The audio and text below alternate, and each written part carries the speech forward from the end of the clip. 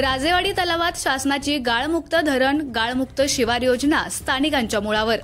रस्त्याच्या घसरगुंडीमुळे सर्व प्रकारची वाहतूक ठप्प। हिंगणी राजेवाडी रस्त्यावर पावसामुळे चिखलाचा राडा। पाहूया सविस्तर बातमी। राजेवाडी तलावात शासनातर्फे गाळमुक्त धरण व गाळमुक्त शिवार या योजनेअंतर्गत गाळ उपसा झाला खरा, मात्र शेतकऱ्यांच्या नावाखाली परिसरातील अवैध वीटभट्टी धारकांनी याचा खराखुरा फायदा उचलला।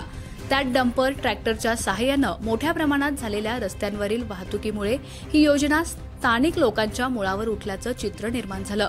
या ठिकाणी डंपर आणि ट्रॅक्टरमधून सांडलेल्या रस्त्यावरील मातीमुळे आणि वरून पडणाऱ्या पावसामुळे या रस्त्याला सध्या घसरगुंडीचं स्वरूप आलंय। हिंगणी राजेवाडी रस्त्यावर चिखलाचा राडा झाल्यामुळे सर्व प्रकारची वाहतूक ठप्प झाली आहे। या रस्त्यावरून ना एसटी जाते ना खाजगी वाहने। यामुळे स्थानिक प्रवाशांचे, शालेय विद्यार्थ्यांचे मोठ्या प्रमाणात नुकसान आणि हाल होत आहेत। स्थानिक नागरिकांच्या वतीनं करण्यात आलेल्या तुटपुंच्या आंदोलनाला ना प्रशासनानं साथ दिली ना हिंगणी ग्रामपंचायतीनं दाद दिली।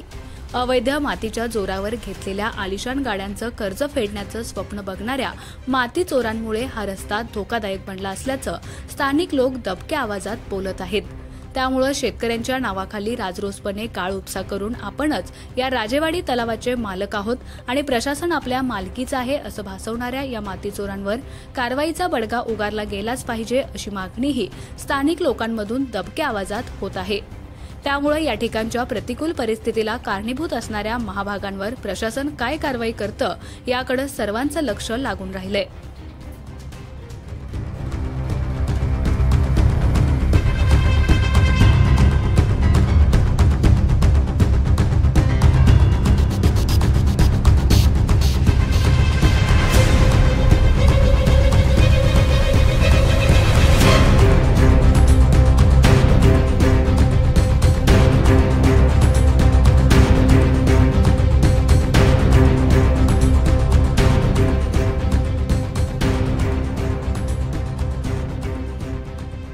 मी हिंगणीचा रहिवासी आहे। गावापासून जवळपास 3.5 किलोमीटरवरती माझं घर आहे। गावातून घरी मला रोज दिवसातून 3-4 हेल्पाट होते। गेला महिनाभर झाला हिंगणीतून गाळ मोठ्या प्रमाणात माती उपसा चालू आहे, गाळ उपसा चालू आहे। याच्यामुळे प्रचंड प्रमाणात रस्त्यावर चिखल झालेला आहे। पूर्ण बस सेवा विस्कळीत झालेली आहे। 21 तारखेला पोलीस स्टेशनला सर आम्ही निवेदन दिलं, त्यानंतर आंदोलन करायचा प्रयत्न केला आम्ही, तरी याच्यावरती काही ऍक्शन घेतलेली नाही। प्रशासन पूर्णपणे दुर्लक्ष करते। जबाबदारी व्यक्ती अंग झाडून मोकळ्या होतात। लोक रोज गाडीवर पडतात, कोणाचा हात मोडतोय, कोणाचा पाय मोडतोय। एसटी सेवा पूर्ण बंद झालेली आहे आणि खासगी बसेस सुद्धा पूर्ण बंद झालेले आहेत। मुलांचं आतोनात नुकसान होतं शाळेचं। तर प्रशासनानं याकडे लवकरात लवकर लक्ष द्यावं आणि यांचा परवाना रद्द करून माती उपसा बंद करावा।